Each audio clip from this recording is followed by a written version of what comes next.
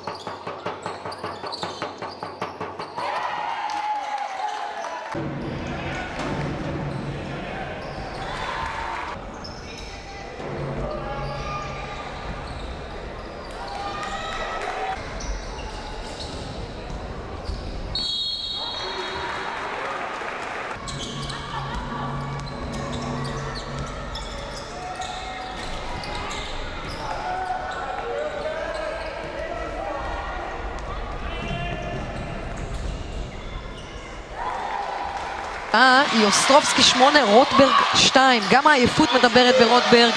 עברנו העבודה מול האינטנסיביות ההגנתית. קדם לקחה לה את הכדור מהיד עוד פעם. היא חוטפת, והנה עוד פעם בוניטה לא מצליחה לעבור את קדם. קדם עושה פה חצי שני, קדם הולכת, קולעת. שתי השחקניות המובילות של רעננה, ספיר תירוש ונוף קדם, הם אלה שעושות את בהתקפה, גם זה בחוץ. עכשיו הבנת? של טווינה. והנה סל קל בצד השני. יופי. תסתכלי, הן מנסות, אבל הרגליים לא זזות כבר כמו בהתחלה. לא זזות כבר כמו... קדם לשלוש! עם הקש! אני לא חושבת שנוף קדם... סבלנות.